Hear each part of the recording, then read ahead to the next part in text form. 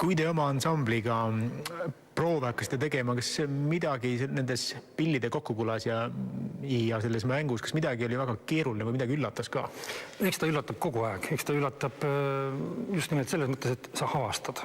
Tegelikult ju me mängime igapäevaselt oma sümfooniat, kes Brucknerit, kes Wagnerit ühel pool ja teisel pool kontsertimaja. Aga et sellel kokkukõlal on oma maagia, vähemalt ma arvan niimoodi.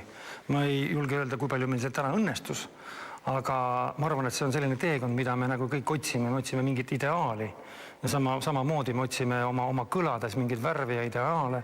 Samas on selles mingi tempo, mingi karakter, on mingisugune aeg, milles me oleme ja muutume. Et ma arvan, et see ongi nii-öelda öeldakse naturaalpill ja väga naturalistlik suhtumine meie poolt.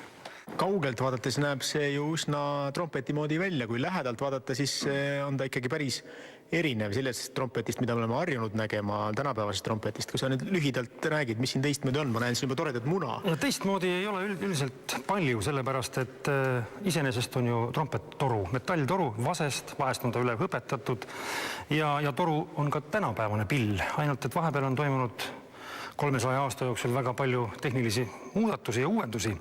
Tänapäevasel pillil on peal 3 klahvi ja pill on läinud poole lühemaks, ehk siis pilli pikkusest, mis siin on üle 3 meetri, tuleb välja, siis tänapäevane pill on kuskil meetri jagu pikk.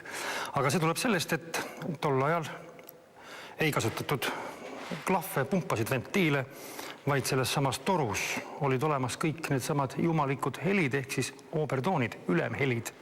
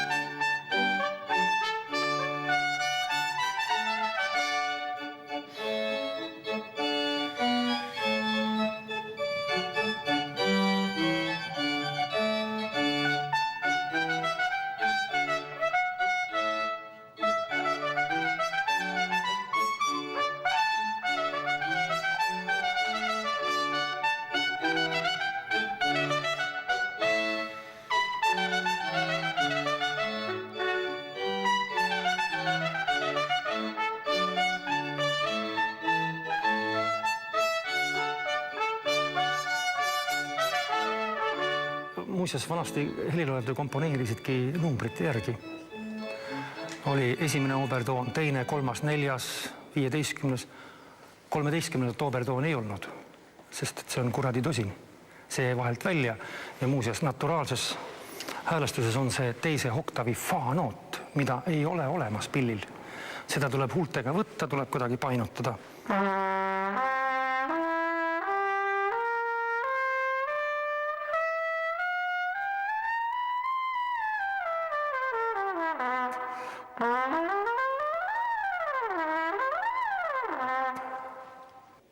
See, millest sa kinni hoiad, kas see on kinnihoidmise pärast või sellel on mingi kõlaline põhjus ka? Sellel on ehk kahetine põhjus. Üks on tõesti see, et saaks kinni hoida, sest et vanasti neid pille mängiti ühe käega.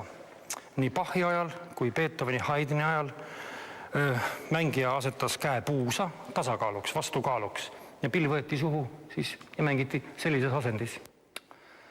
Ja loomulikult mängiti neid ka palju hobuste seljas ratsa. Ja see andis siis sellise võimaluse siis korrigeerida asendit ja head kontakti huultega. See on üks põhjus.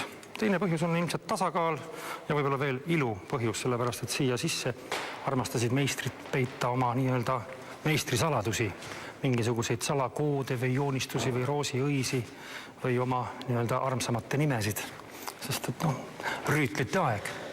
No inimesed vaatavad võib-olla, et lohakalt valmistate kontserti ette, et kogu aeg lasete vett sealt välja, et miks ei võiks seda enne kontserti ära teha, mis asi siis sellega on?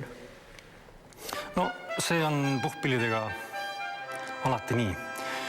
Sõltume temperatuurist väga palju ja ma arvan, et kõik teavad, et kui nad lähevad külma ilmaga õue ja hingavad, siis tuleb suust auru.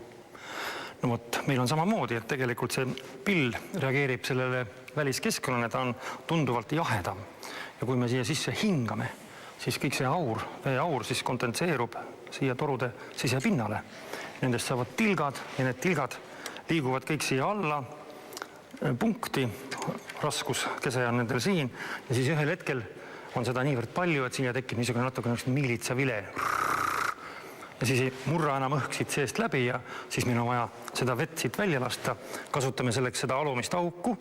Seda peab ka väga täpselt tegema, et rihime nii-öelda selle vee siia, siis anname